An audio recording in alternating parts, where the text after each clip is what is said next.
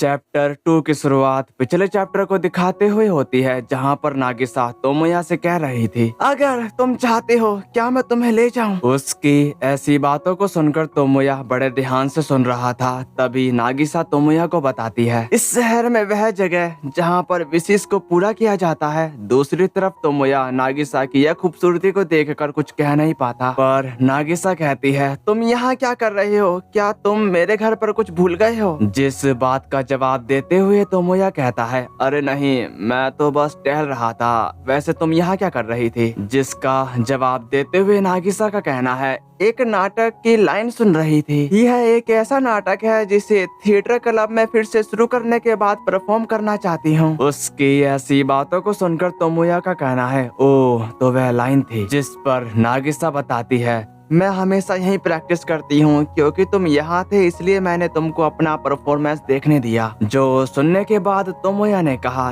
क्या तुम theatre club को फिर से शुरू करने के लिए तैयार हो? जिस पर एग्री करने के साथ नागिसा कहती है, मुझे नहीं पता कि मैं कितना कर पाऊंगी, लेकिन मैं सोच रही हूँ कि मैं अपना सबसे बेस्ट दूंगी। उसकी ऐसी बातों को सुनकर तोमोया काफी खुश था। इसके बाद यहाँ सीन शिफ्ट होकर एक लड़की की तरफ आ जाता है, जहाँ पर वो लड़की एक मशीन के पुर्जों को इकट्ठा करते हुए कह रही थी, गर्ल्स लाइफ अकेली होती है, उस लड़के के अलावा कोई और मौजूद नहीं है। यह दिया गया है क्योंकि यह ना तो कुछ जन्म लेता है और ना ही मरता है। यह एक ऐसी दुनिया है, वह शरीर मेरे लिए बनाया गया था। क्या मुझे केवल विश करना ही करना है? इस दुनिया में जन्म लेने की इच्छा, इस दुनिया में एकमात्र गर्भजोशी। कुछ समय पहले से मैं इसकी तलाश में हूँ। Episode 2 the first step. अगले सीन में तोमोया स्कूल की तरफ जाते हुए कहता है, थिएटर क्लब को दोबारा से साथ लाना, खैर कम से कम मेरे लिए यह एक अच्छा मनोरंजन होगा। उसके ये कहने के बाद पीछे से ओनी-चान की आवाज आती है, तोमोया रास्ते से हट जाओ। उसकी ऐसी बातों को सुनकर तोमोया पीछे की तरफ देखा तो वो डर गया, क्योंकि ओनी-चान अपनी स्कूटी के साथ काफी तेजी से उसकी तरफ बढ़ रही थी और वो चिल्लाते हुए तोमोया को ठोक देती है, जिसके बाद वो गिर गए। पर ओनी-चान भड़कते हुए कहती है, अरे इसे देखो। उसकी ऐसी बकवास को सुनकर तोमोया गुस्से में बोला, यह मेरी लाइन है, क्या तुम मुझे मारने की कोशिश कर रही हो? ये बात को सुनकर ओनी-चान कुछ देर सोचकर हंसने के साथ कहती है, सच बताऊं तो मुझे अभी गाड़ी चलाने की आदत नहीं है। मुझे अपना लाइसेंस पिछले हफ्ते ही मिला है। फिर वो अपनी स्कूटी खड़ी करने के साथ कही, ठीक है, कोई डेंट नहीं पड़ा, मैं तुम्हें रिपेयर के पैसे चुकाए बिना छोड़ दूंगी। बेहतर होगा कि तुम मुझ पर आभारी रहो। ओनी-चान की बेवकूफी भरी बातों को सुनकर तोमोया बताता है, अरे क्या मैं विक्टिम नहीं हूँ? विक्टिम वाली बात को सुनकर ओनी-चान तोमोया को कुछ कहे बिना अजीब से हंसते हुए वहाँ से भाग जाती है। उसके जाने के बाद तोमोया राहत की सांस लेता है। उसको लग रहा था कि परेशानी अब चली गई है, पर एक और परेशानी आते के साथ उससे कहती है, ओजी बयासी मियो, हाँ हमारे स्कूल में काफी सारी जंगली लड़कियां हैं, क्या तुम्हें ऐसा नहीं लगता? सुनुहारा की ऐसी बातों को सुनकर तोमोया उससे कहता है, सुनुहारा तुम्हें ऐसे नॉर्मल समय पर देखना रेयर है। तोमोया की ऐसी बातों को सुनकर सुनुहारा फ्लैक्स मारते हुए बोला, मुझे कर चुकाना पसंद है उस जंगली लड़की के साथ। इसके बाद यहाँ सीन शिफ्ट होकर स्कूल की तरफ आ गया था, जहाँ पर साकागामी सुनुहारा से कह रही थी, तुम काफी स्ट्रॉन्ग हो। जहाँ पर सुनुहारा बताता है, पिछली बार मैं फिट नहीं था, लेकिन आज मैं फिट हूँ। जब टीले पर चढ़ने के बीच काफी ज्यादा समय हो जाता है, यहाँ तक कि सबसे अच्छी पिक्चर भी नॉकआउट हो सकती है। दूसरी तरफ तोमोया अपने मन में कहा, यह सचमुच में घटिया एक्टिंग है। तभी साकागामी सुनुहारा को चेतावनी देते हुए कहती है, मेरी सलाह लो और रुक जाओ, वरना तुम स्कूल आने की हालत में नहीं रहोगे। क्या तुम्हें इसकी चिंता नहीं है? उसकी ऐसी बातों को सुनकर सुनुहारा डर गया, पर वो खुद को संभालते हुए बताता है, मुझे आश्चर्य है कि हम में से कौन स्कूल नहीं आ पाएगा। जिस पर साकागामी तोमोया से कहती है, तुम निराश हो, क्या तुम मेरे विटनेस बनोगे कि यह सेल्फ डिफेंस के लिए है? उसकी ऐसी बातों को सुनकर तोमोया कहा, हाँ, क्योंकि यह सचमुच ऐसा ही है। जो सुनकर साकागामी का कहना है,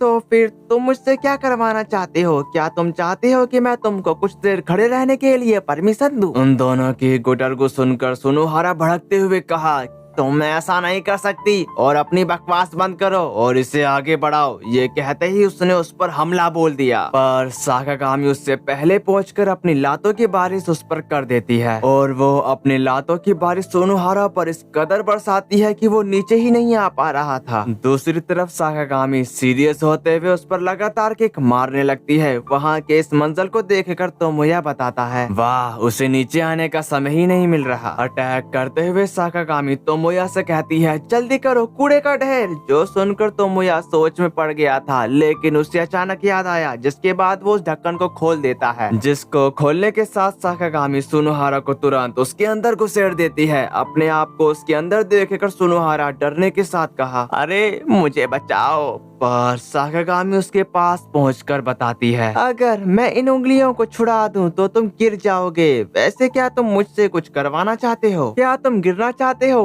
अब बताओ तुम क्या करोगे? उसकी ऐसी बातों को सुनकर सुनोहारा घबराते हुए कहा, नहीं, तुम ऐसा नहीं कर सकती। साकागामी को सुनोहारा की बातों से कोई फर्क नहीं पड़ा, क्योंकि धीरे धीरे उसकी उंगलियों को ढक्कन के पकड़ से छुड़ाने लगी। ये देखकर सुनोहारा की फटकर चार हो गई, पर साकागामी ने उसकी उंगलियों को छुड़ाकर सुनोहारा को कूड़े के ढेर में गिरा दिया, जिसके बाद हमें उसकी चीखने की आवाज सुनाई देती है। दूसरी तरफ साकागामी तोमोया से कहती है, क्या मैं काफी दूर चली गई हूँ? उसकी मासूमी वाली बातों को सुनकर तोमोया का कहना है, नहीं, वह ठीक है। फिर तोमोया उसके कूड़े के ढेर के डिब्बे के पास जाकर चिल्लाते हुए कहा, अरे सुनोहारा, क्या तुम जिंदा हो? तभी सुनोहारा की आवाज आती है, भाड़ में जाओ तुम, और यह एंड नहीं है। जो सुनने के बाद तोमोया बोला, देखा, वह ठीक है। ये बात को सुनकर साकागामी जवाब देती है, मैं सचमुच चाहती हूँ कि यह एंड हो, लेकिन तुम लोगों को देखकर यादें ताजा हो जाती हैं। हाँ, कुछ नहीं, मैंने जो कहा उसे भूल जाओ। ये कहने के बाद साकागामी वहाँ से चली जाती है। नेक्स्ट सीन में तोमोया को उबासी आ रही थी, पर उसके आगे दो बंदे बातें करते हुए कह रहे थे, तुमने इसे देखा है ना? तो वह सचमुच अस्तित्व में है। तभी तोमोया उनके पास आकर कहता है, तुम लोग किस बारे में बात कर रहे हो? उसको वहाँ देखकर वो बंदा कहा, वह अभी इसी हॉल में थी, एक स्टूडेंट का भूत। वह तुम्हारे पास आती है और तुमको एक कर्ज आइटम देती है। पहली नजर में वो एक नॉर्मल लड़की लगती है, लेकिन कुछ अलग है। उनकी ऐसी बातों को सुनकर तोमोया कंफ्यूज्ड हो गया था। इसके बाद यहाँ सीन शिफ्ट होकर तोमोया की तरफ आ जाता है, जहाँ पर वो कहीं जा रहा था और वो एक गेट के सामने खड़ा होने के साथ कहता है, लाइब्रेरी का गेट खुला है। जिसके बाद वो उसके अंदर चला गया। लाइब्रेरी के अंदर जाते हुए तोमोया आसपास देखने के साथ बोला, बढ़िया है, मैं यही झपकी लूंगा। अरे उसने ऐसा इसलिए किया क्योंकि उसके सामने एक लड़की किताबें पढ़ रही थी, लेकिन वो अचानक अपने पास से एक सीजर निकालते हुए उस किताब को काटने ही जा रही थी। ये देखकर तोमोया हैरान होने के साथ कहता है, हे, ये किताबें यही की है ना?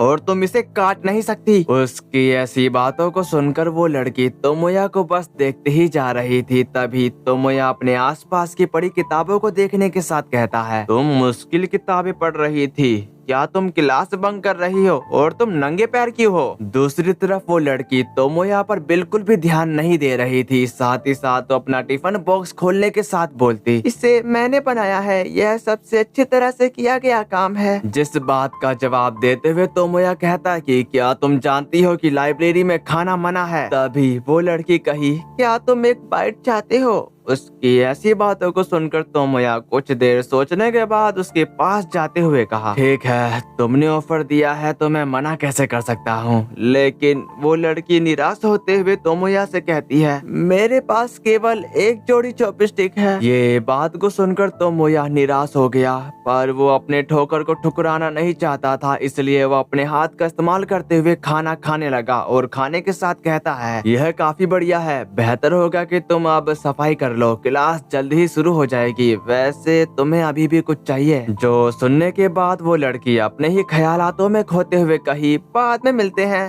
नेक्स्ट सीन में तोमोया कहीं जाते हुए सोचकर कह रहा था, क्या वह उस लड़की का भूत है जो एक्सीडेंट में मारी गई थी? दूसरी तरफ फुजिबयाशी तोमोया को बताती है, वह जरूर क्लास ए की चिनो से काटुमिसान होगी। वह एक जीनियस लड़की है जो नेशनल एग्जाम में हर सब्जेक्ट में टॉप 10 आती है। मैंने सुना है कि वह काफी ज्यादा पढ़ाई करती जाती है और क्लासरूम में नहीं आती और इससे स्कूल को भी कोई प्रॉब्लम नहीं है। वह स्कूल में फेमस लड़की है। जो सुनने के बाद तोमोया कहता है, एक जीनियस लड़की। हाँ, कोई आश्चर्य नहीं है कि वह अजीब थी। ओह हाँ, फुजिबयाशी तुम्हारी बहन वैसी है, कोई हंसी की बात नहीं है। तोमोया की ऐसी बातों को सुनकर फुजिबयाशी कही, क्या उसमें कुछ गड़बड़ है? जिस पर तोमोया बताता है, खैर वह अपनी सेकंड वीक की छुट्टियों में स्कूल आती है। उसकी बात खत्म हुई भी नहीं थी तभी वहाँ पर मियो आ गई, जो तुरंत उस पर किताब फेंक कर मारती है, पर तोमोया काफी आसानी से बच जाता है। लेकिन मियो उसके करीब आते हुए कहती है, मेरे साथ चलो एक सेकंड के लिए। ये कहते ही वो तोमोया को फुजिबयाशी के सामने से ले जाती है। अगले सीन में मियो तोमोया को धमकी देते हुए बोलती है, तुम क्लास के बीच क्या कहने की प्लानिंग बना रहे थे? जिसे सुनकर तोमोया कहता है, क्या टॉपिक यह है कि तुम एक बाई, और वो आगे कुछ भी कह पाता उससे पहले ही वो उसका मुंह बंद करते हुए बताती है,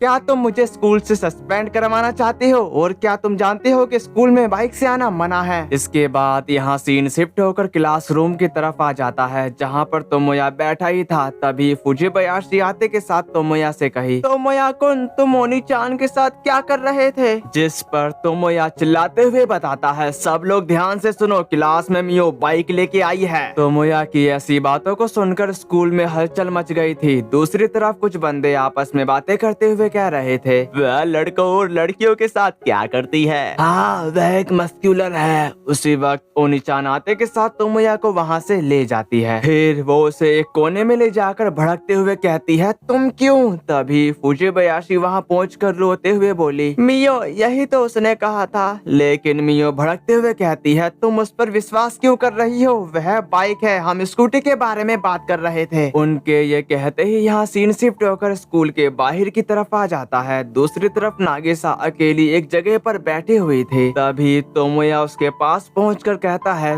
तुम्हें क्या हुआ? ओ, सफाई की ड्यूटी। फिर वो आसपास देखते हुए कहा, तुम अकेली हो? लेकिन नागिसा काफी परेशान थी, जो देखकर तोमोया बोला, नागिसा क्या कुछ हुआ है? उसकी ऐसी बातों को सुनकर नागिसा खुद को संभालते हुए कहती है, नहीं यह कुछ भी नहीं है, मैं इसे जल्दी खत्म कर दूंगी, इसलिए प्लीज क्लब रूम में मेरा इंतजार करो। ये बात को सुनकर तोमोया खामोश हो चुका था। नेक्स्ट सीन में हम क्लब रूम का सीन देखते हैं, जहाँ पर तोमोया नागिसा को बता रहा था, ठीक है हमें मेंबर की जरूरत है वरना हम कहीं नहीं पहुँच पाएंगे, चलो मेंबर की रिक्रूटमेंट के लिए एक एडवर्टाइजमेंट बनाएं। जिस पर एग्री करने के साथ नागिसा कुछ लिखने लगती है, जो देखकर तोमोया कहता है, यह अच्छा होगा कि इसकी तारीख फाउंडर्स फेस्टिवल के बाद रखी जाए। इसी के साथ नागिसा ने एक एडवर्टाइजमेंट तैयार कर लिया, जिसमें लिखा था, थिएटर क्लब में शामिल हो, अपने हाउस में 15 मई स्कूल के बाद तीसरी मंजिल के पुराने विंग के लोग थिएटर प्रेसिडेंट 3 भी नागिसा फुरुकावा। ये देखकर तोमोया कहता है कि क्या इसमें कुछ कमी नहीं है? अरे हाँ, क्या इसमें यह भी जोड़ा जाए कि ये कैंपस में सबसे प्यारी प्रेसिडेंट तुम्हारा इंतजार कर रही होगी? तोमोया का ये कहना ही था तभी नागिसा बोली, कैंपस की सबसे प्यारी प्रेसिडेंट? हाँ, क्या यह है? उसकी ऐसी बातों को सुनकर तोमोया पूछता, और इसका मतलब क्या है? अगर तुम ऐसा लिखोगी तो कुछ पागल लोग इसमें फंस सकते हैं। जो सुनने के बाद नागिसा कही,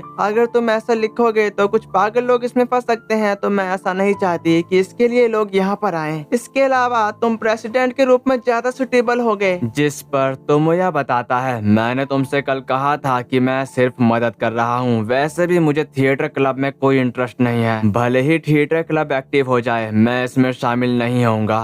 तभी नागिसा बोली, तुम नहीं करोगे? जिसके जवाब पर तोमोया कहता है, तुमको हर चीज का सेंट्रल बनना होगा, आखिर में प्रेसिडेंट ही फाइनल डिसीजन लेता है। तुम्हारे पास तो एक नाटक भी है जिसे तुम परफॉर्म करना चाहती हो, है ना? पर नागिसा निराश होते हुए बताती है, लेकिन क्या मैं इसे परफॉर्म कर पाऊंगी? वो बात को सुनकर तोमोया कहा, तुम अपना काम साथ साथ करो और तुम इस फ्लायर को अपनी इच्छा अनुसार लिख सकती हो। ये बात को सुनकर नागिसा कहती कि जैसा कि मुझे पसंद है, तो फिर क्या मैं अपनी पसंद का ड्रॉ बना सकती हूँ? जिसके जवाब पर तोमोया बताता है, जरूर, क्योंकि केवल शब्द ही फीके हैं। जो सुनकर नागिसा समझ चुकी थी और वो लिखने के साथ गाना गाने लगी।